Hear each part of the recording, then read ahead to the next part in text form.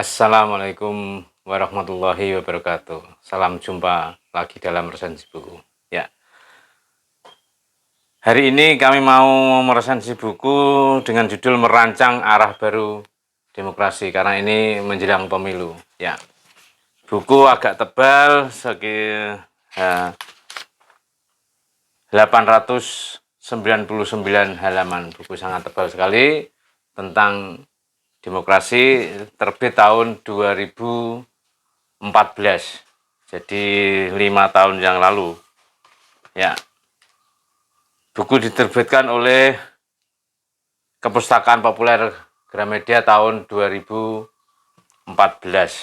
Jadi di awal pemerintahan Jokowi, dan ini akhir pemerintahan Jokowi. Ya, Jokowi yang kedua. Jadi tahun 2014 bulan Agustus, buku dengan berbagai judul dengan editor Eko Edi Priyono dan Usman Hamid. Ya, buku agak tebal, sekitar 500 halaman. Tapi untuk pertemuan hari ini akan kami prolog dulu ya, tentang bagaimana demokrasi Indonesia dan paradok-paradok reformasi. Jadi ini menjelang pemilu 2019 supaya menjadi pelajaran bagi para pemirsa semua ya. Ini kami bacakan ya sebuah prolog. Dalam pandangan Hardiman, penilaian-penilaian para pengamat itu seperti ingin mengatakan tidak ada lagi harapan, menegaskan jarak dan lebar antara perspektif dan deskriptif. Mereka seolah juga ingin mengabarkan betapa sulit perubahan, tetapi penilaian seperti itu, demikian Hardiman, sebetulnya hanya mematikan semangat politik, termasuk politik demokratik, adalah sebuah wilayah yang sesungguhnya justru paling cepat berubah. Bahkan karena kecepatan berubah, ilmu sosial politik selalu ketinggalan pengikutnya. Nah, jadi kita dihadapkan sebuah demokrasi. Demokrasi itu bersifat prosedural atau bersifat rutinitas, atau demokrasi yang sesungguhnya. Nah, ini yang agak sulit karena kita tahu demokrasi itu ada upah ya. Upah itu artinya tidak ada duit ya, tidak ada coblosan, tidak ada amplop ya, tidak berangkat ke TPS, atau tidak ada harapan-harapan yang real, malas melakukan partisipasi demokrasi. Nah, ini pendidikan bagi kita semua. Kita lihat demokrasi ini masih demokrasi tanda petik, demokrasi bayaran ya. Tetapi itulah yang harus kita lewati. Masyarakat kita dididik untuk mempertimbangkan para calon itu sesuai dengan hati nurani, kualitas, dan semangat berdemokrasi. Tapi satu sisi dia partisipasi demokrasinya adalah berdasarkan upah nyoblos. Jadi itulah sebagian masyarakat kita. Jadi demokrasi kita ini termasuk demokrasi yang sesungguhnya atau demokrasi hanya prosedural, itu kita simak bersama-sama. Kita punya tanggung jawab, kita punya masyarakat yang terdidik harus mendidik masyarakat yang belum terdidik, dan masyarakat yang tahu harus memberitahu kepada yang belum tahu. Masyarakat yang punya semangat demokrasi harus memberikan demokrasi itu secara benar. Tetapi demokrasi ini juga ada kaitan dengan oligarki. Ini nanti kami bacakan bahwa oligarki itu sangat menentukan karena yang mampu mengupah para peserta pemilu adalah oligarki. Lah ini betul atau tidak, tapi yang jelas setiap ada pemilu, ada peredaran uang yang semakin bertambah, satu sisi ya semakin baik juga, karena ekonomi bisa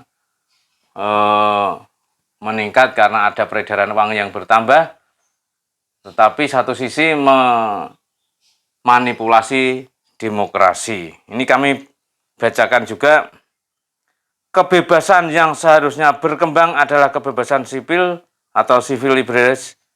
Sekarang ini di Indonesia sebenarnya kita sudah mulai muak dengan demokrasi massa. Sebuah demokrasi yang membuat kelompok oligark merajalela dan makin mendikte kehidupan. Tapi justru disinilah momen harapan itu mulai terbuka, karena perlawanan terhadap situasi itu hanya soal waktu. Dalam kondisi demikian, demokrasi bisa diarahkan kembali melalui ruang publik di mana di dalamnya warga negara membangun kebebasan sipil. Ya, kebebasan sipil. Hanya dalam kebebasan sipil yang mendasarkan diri pada civic activism akan muncul civic culture dalam kehidupan publik demokrasi. Civil culture akan mempertinggi mutu demokrasi, mengubah demokrasi massa yang rentan dihegemoni elit oligarki. Ya, maka kami harapkan masyarakat terdidik, masyarakat yang tahu, supaya tidak terdikte oleh elit oligarki. Ya, maka pemilu ini pilihan-pilihan bukan karena pengupahan, bukan karena intimidasi, bukan karena oligarki. Nah, padahal buku ini ditulis 5 tahun yang lalu, berarti awal dari pemerintahan Jokowi ya bisa saja didukung oleh oligarki yang menentukan demokrasi. Sehingga demokrasi itu adalah demokrasi jual beli. Nah, ini kita bacakan lagi. Civic culture akan mempertinggi mutu demokrasi, mengubah demokrasi massa yang rentan hegemoni elit oligarki menjadi demokrasi deliberatif yang akan memperkuat ruang publik. Jadi merancang arah baru demokrasi dalam pandangan Hardiman adalah sebuah keharusan. Nah, ini. Jadi masyarakat jika nanti mulai terdidik, merdeka demokrasinya, maka peran oligarki juga akan semakin surut. Tapi yang namanya demokrasi ya kebebasan, oligarki juga bebas juga untuk melakukan jual beli, atau dalam arti memenangkan dan dimenangkan. Ini adalah proses ya masyarakat terdidik dan masyarakat tidak terdidik. Tetapi apakah mungkin oligarki bisa menjangkau ke semua pelosok para pemilih? Nah, ini juga akan hitung-hitungan pula. Saya kira oligarki juga tidak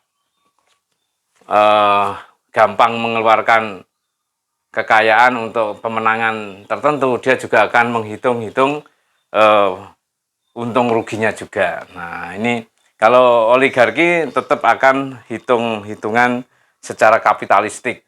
Untung rugi demokrasi, untung rugi kapitalisasi, dan untung rugi di dalam proses pembentukan pemerintahan baru yang akan memenangkan proses bisnisnya. Tentu itulah pertimbangan-pertimbangan kenapa oligarki ini sangat menentukan di dalam proses demokrasi. Nah, inilah ini ditulis 5 tahun yang lalu, tetapi kini hembusan oligarki juga sangat kental sekali.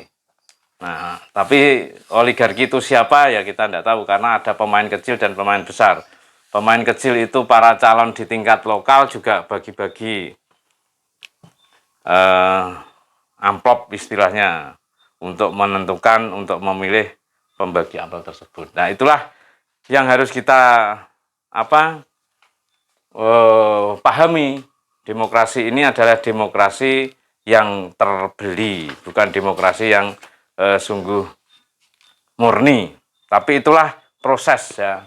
Mudah-mudahan nanti dalam proses ke depan masyarakat semakin paham akan fungsi dan tujuan demokrasi, maka juga biarlah mereka terbeli, tapi putusan untuk memilih di dalam proses demokrasi secara murni. Nah, ini yang cukup bagus malah sebenarnya.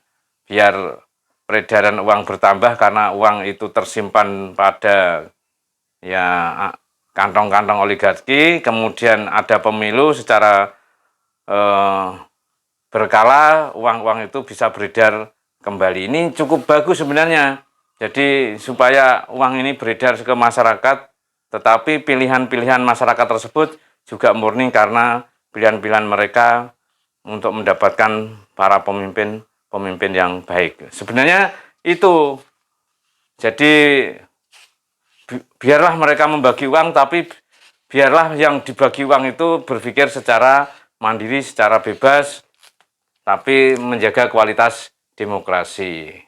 Baik, demikian mudah-mudahan bisa menjadi pelajaran bagi kita semua di dalam proses demokrasi, dalam menjalankan pemilu, baik oligarki maupun para pemilih, supaya belajar dengan baik.